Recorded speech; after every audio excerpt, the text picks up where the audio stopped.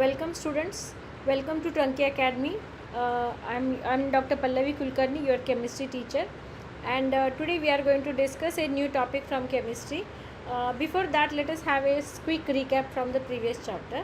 So, in the last chapter or in the last week, we can say we have learnt about first of all we have started some basic concepts of chemistry, in which we have learnt about mole concept, and then we have switched to structure of atom, in which I have explained you about the Bohr's atomic model, and then we have switched to the next topic, that is periodic classification of elements. In the periodic classification of elements, if you remember, I have explained about the periodicity or the periodic trends in the periodic properties. So now today we are going to discuss a new topic. Let me just write down the title of this topic on the screen. Before that, you guys can just let me know in the chat box if you are able to see the screen and all other thing, the writings on the board as well. I'll write down something on the board. If you are having any issue with it, please let me know. So today we are going to discuss this another topic from this chapter. Let me write down the title first of all. Yes, before that you guys can just please check the writing as well as video on the board.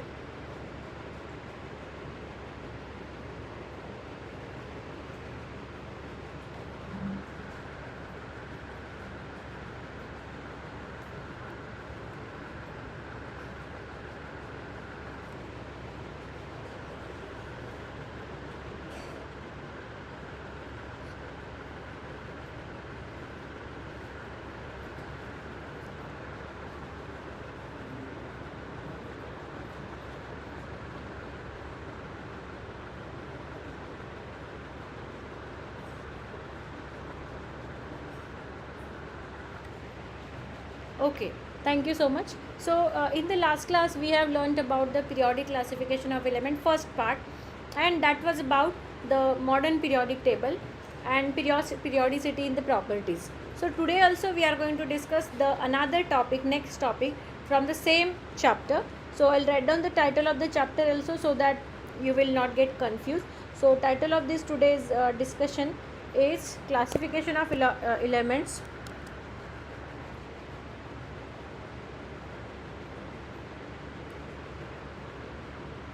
Classification of elements. This is the title for the chapter, classification of elements and periodicity in their properties, and periodicity in their properties. So this is the title for this chapter for today's discussion, and today we are going to discuss the next chapter from this, and that is nothing but the position of hydrogen atom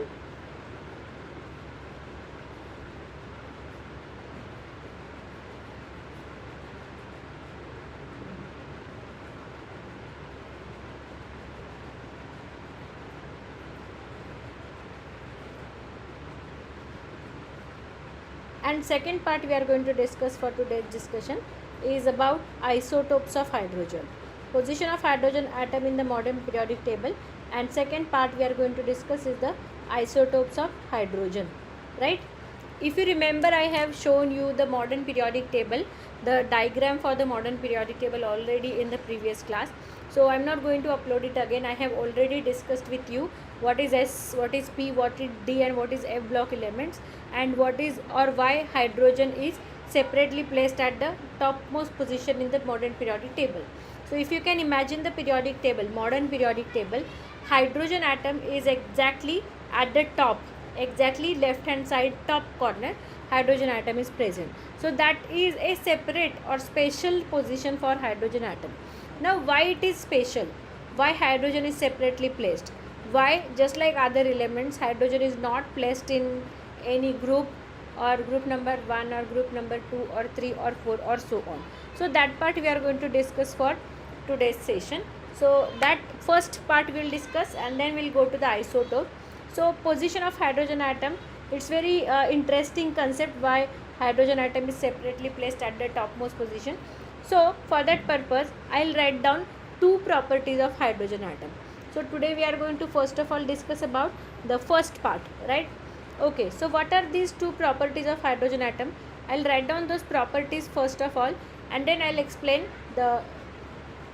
this exceptional position of hydrogen atom, properties of hydrogen atom. Okay, due to which, because of these two properties, hydrogen is placed separately at the topmost position in the modern periodic table. First property I'll write down first of all, that is, okay, I'll write down the two properties with by keeping some space in between, so that you will be able to understand both the properties comparatively. Okay, so first property, hydrogen has a tendency to lose one electron. I will repeat, hydrogen atom has a tendency to lose one electron, to give or to donate one electron, right?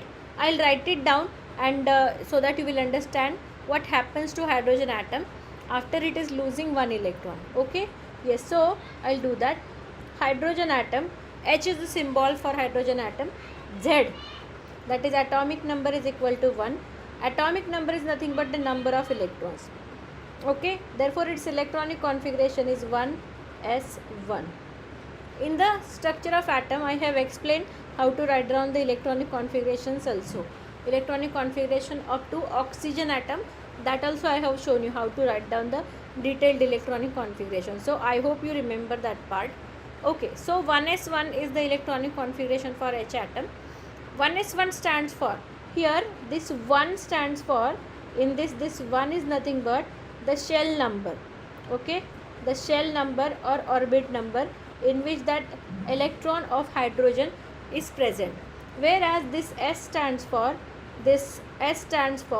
in which orbit, or in which orbital that electron is present, in which subshell, you can say, instead of orbital, that electron is present, that is shown by the letter S.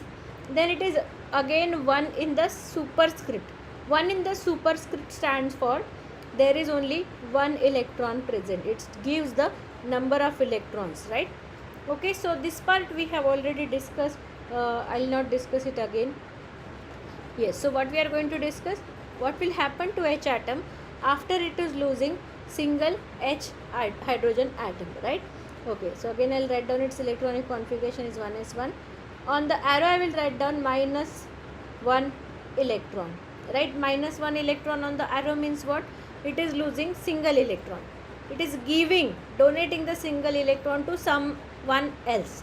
Someone else means what? Some another atom. I hope you understand. So I'll write it down. So it will be 1s0, right? 1s0 will be its new electronic configuration. Its symbol will be H1, H with the plus 1 charge. Its new symbol will be H with the plus 1 charge, right? Now this H with the plus 1 charge, this is an ion, this is a cation. The name of this cation is proton, right? Name of this cation is a proton. I will write down inside the bracket, it is a proton, right? Okay, yes, so this is the ion form after the loss of single electron from the hydrogen atom. Okay, I hope you understand this. Now this is the first property of hydrogen. Now what this property tells us? This property tells us that hydrogen has a tendency to lose the electron and to get converted to some ion which is stable enough, right? Okay, now another property I will write down first, and that property is second property. That property is hydrogen has a tendency to gain electron as well, right? I'll write down. So 1s1 is the electronic configuration. Gain electrons means one electron is added. After adding one electron, it becomes 1s2. 1s2 means it is H minus ion. H minus ion is called as hydride ion. Hydride ion is an anion. Hydride ion is an anion. If you observe this hydride ion has electronic configuration similar to helium. Okay, similar to helium. Helium is a noble gas. Helium is the noble gas. It has 1s2. 1s2 configuration means completely filled configuration. because the capacity of shell number 1 is just 2 electrons. Therefore this is very stable duplet configuration. Okay, duplet stands for 2 electrons in the shell number 1. So this is the duplet configuration is highly stable electronic configuration, right? Okay, yes, so this is about the hydrogen atom after gain of electron. Okay, so these are the two properties of hydrogen which are exactly contrast to, these two properties are exactly contrast to each other, right? They are completely different than each other. So now we are going to see the next thing from this. Now this first property which I have explained to you, gain of electron, this same property is shown by alkali metals also. Okay, the same property is also shown by alkali metals. Okay, alkali metals are the elements which are belonging to group number 1. I'll repeat, alkali metals also show exactly same property, that is nothing but loss of electron. Alkali metals belong to group number 1 of modern periodic table. One example of alkali metal I'll write down, that is sodium atom. Okay, atomic number for sodium atom is 1. Electronic configuration is 1s2, 2s2, 2p6, 3s1, right? This is electronic configuration for sodium. There is only one electron in 3s, just like it was for hydrogen atom. Then if it is losing one electron, what will happen? New electronic configuration will be 1s2, 2s2, 2p6. This new electronic configuration resembles the neon atom, right? It resembles the neon atom, which is highly stable. Why? Because in the last shell there are 8 electrons, which is called as octet configuration, right? Which is called as octet configuration, right? Now due to this octet configuration, we can see the electronic configuration for sodium atom after formation to the neon configuration is highly stable, right? This is the property shown by hydrogen atom as well as sodium atom. Just like sodium atom, all other alkali metals, lithium, sodium, potassium, rubidium, cesium, francium, all of them show the same property, right? After this observation, scientists thought we should keep hydrogen atom in the group number 1, right? But apart from this, hydrogen atom has one more property. It can gain electron also, and it will get converted into hydride ion. Now this property resembles to halogens. Okay, this property resembles to halogens, right? What are halogens? Halogens are those elements which belong to group number 17, okay, of the periodic table. For an example, fluorine. Atomic number for fluorine is 9. Electronic configuration is 2s2, 2p5. Okay, if it is gaining one electron plus one electron, it will become 1s2, 2s2, 2p6. Again 1s2, 2s2, 2p6 is the neon configuration, right? Okay, so you can see after gaining electron, the halogen atom fluorine get converted into neon configuration, highly stable octet configuration, Now after studying these two properties, I will write down these two properties again. I'll show these properties, all these properties again. Just give me a second.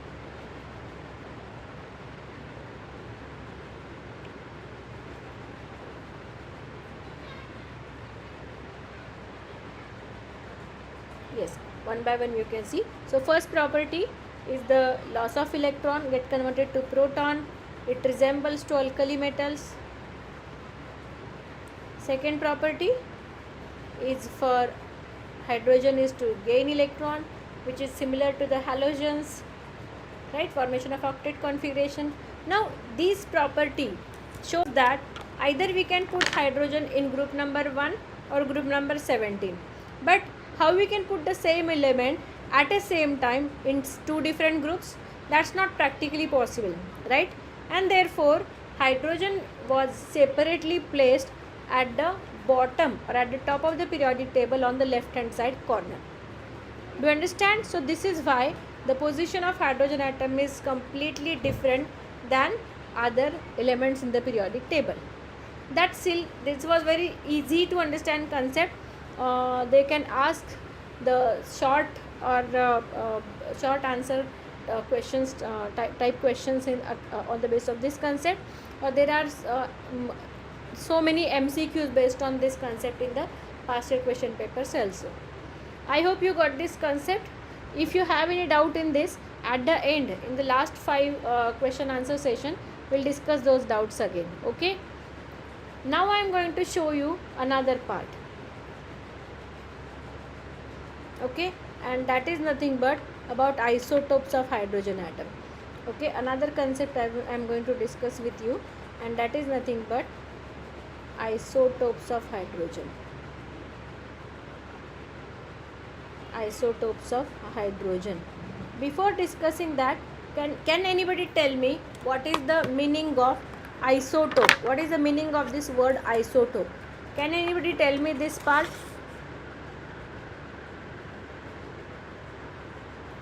Yes, can anybody tell me what is the meaning of word isotope?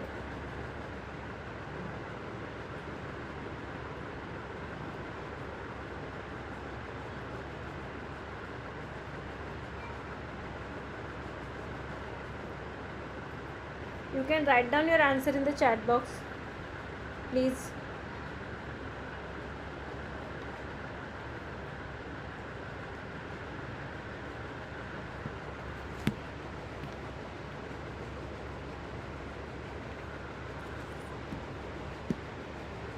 Okay, I'll explain to you.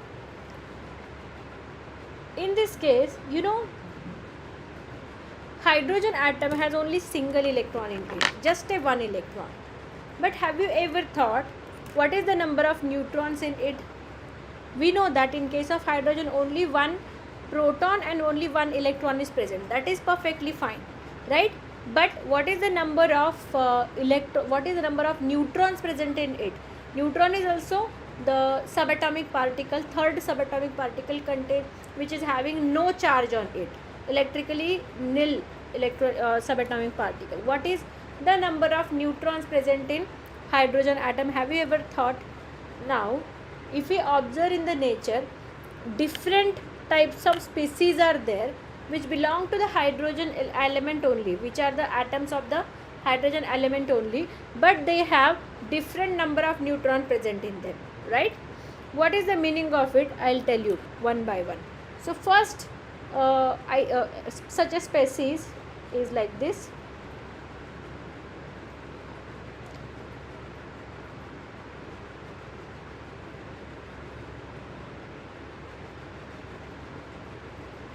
It is like this, which is denoted as H11. Second species is like this, which is denoted as H12. Third species is like this, which is denoted as H13. Okay, so these are the three such a species which are denoted by these symbols, right? Now, what is the meaning of these three symbols? First of all, I'll tell you. Do you remember, guys, whenever we represent any element, in that case the element is represented like this. If X is the element, any element, its atomic number is written here, atomic mass is written here, right? Atomic number is written here and mass is here. So yes, that part also I'll write down here. So Z is the atomic number, Z is the atomic, I'll write it below, just give me a second. Okay, so what is Z? Z is the atomic number.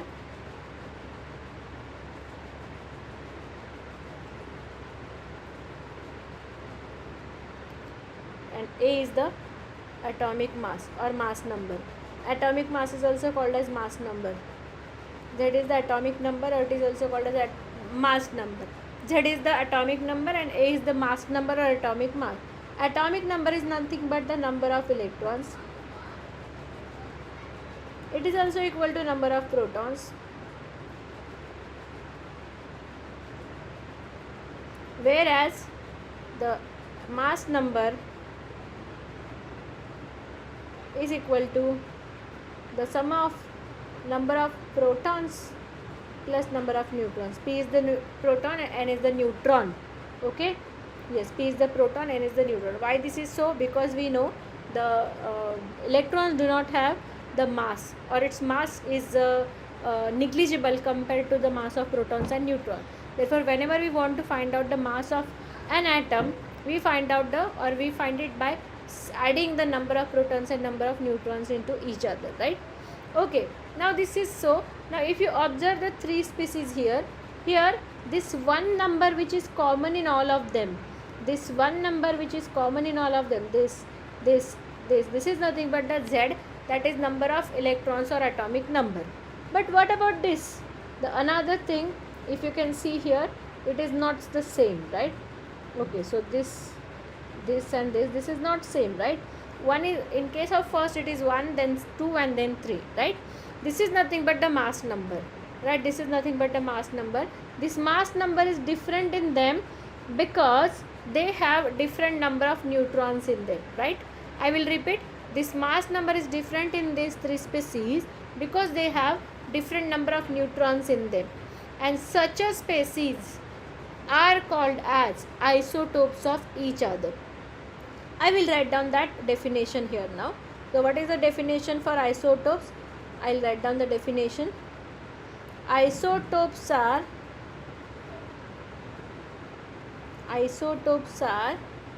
the species, or the atoms also you can say, species having, or atoms, I will write down instead of species, are the atoms of the same element,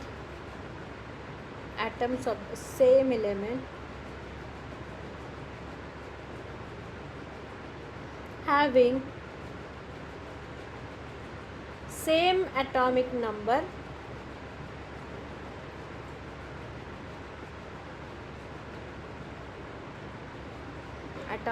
denoted by capital Z, and different mass number. Mass number is nothing but the atomic mass, which is denoted by capital A, right? Now the mass number is different, that is due to different number of electrons, that I have already discussed with you. Okay, yes, so these are the three isotopes of hydrogen, H11, H12 and H13. They have different number of neutrons in them, therefore their atomic masses are different. Right now, on the basis of that, I will write down one very simple formula for you that will be helpful for you to solve question based on this, right?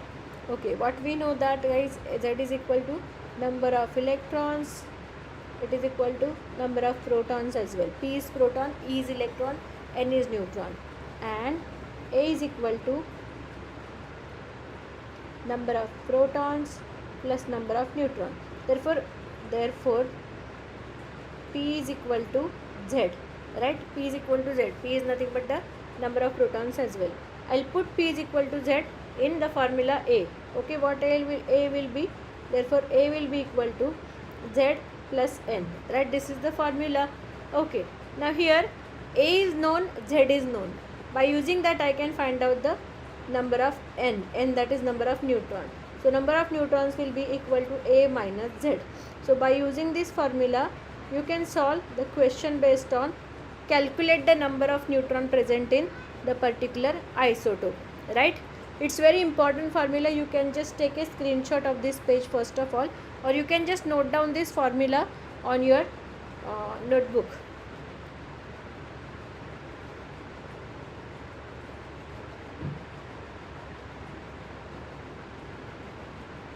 I hope it is done. Now this same thing we are going to just discuss for these three isotopes also, right? Let us apply this formula for these three isotopes, right? Okay, so first of all, let us find out the number of neutrons for H11, A minus Z, right? A is equal to 1, Z is also equal to 0, right? So how many neutrons are present in the first isotope? First isotope is also called as protium. What is the name of this first isotope?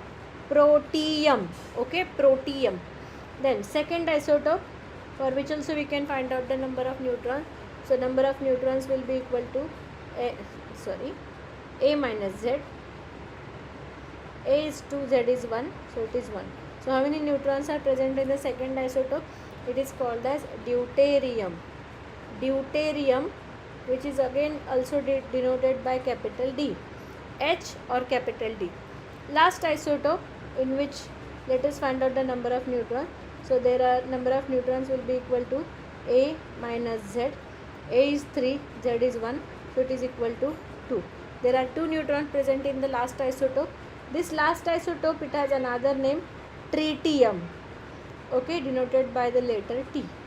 Okay, so this is how we can just find out the number of neutrons present in different isotopes, and these are the 3 isotopes present in case of the hydrogen atom. Out of these 3, I'll write down their abundance as well. Out of these 3, the first one is most abundant. Most abundant means what, guys?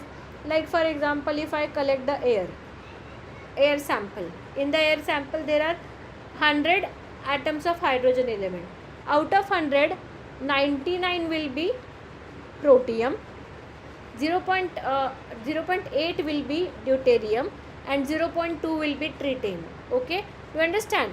Out of 100, 99% will be protium, 0.8% will be deuterium, 0.2% will be tritium.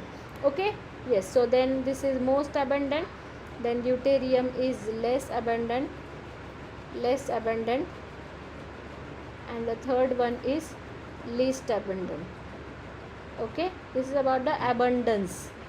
Okay, to how much extent it is present in the atmosphere, or it is present in the nature, that is called as the abundance. Okay, yes, so that's all about the isotopes of hydrogen. Now we have finished today 2 concepts. First is the position of hydrogen in the periodic table, in the modern periodic table, and then isotopes of hydrogen.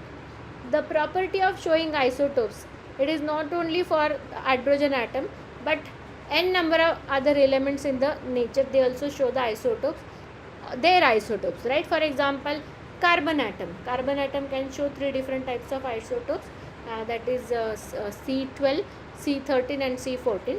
Then phosphorus can show the isotope, sulfur can show the isotope, etc.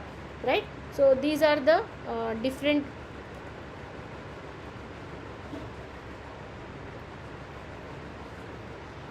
so these are the different isotopes present in the nature for different what you can say, elements, right?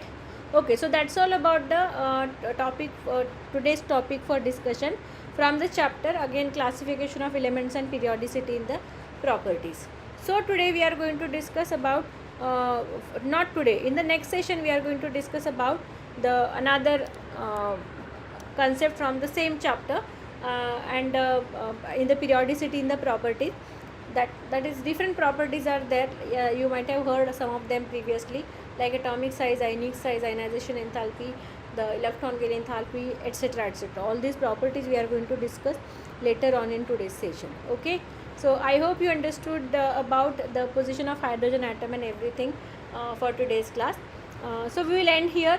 If you have any questions related to the topic, then you can let me know in the chat box.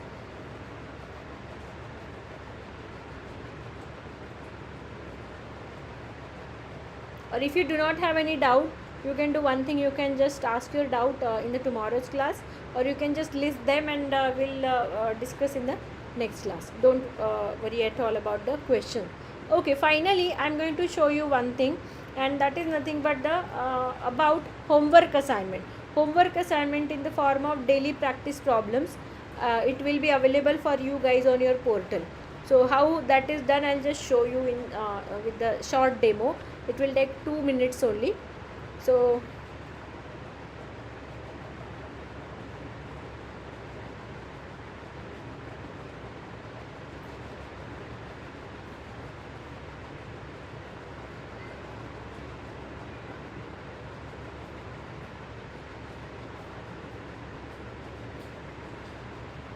just give me a second.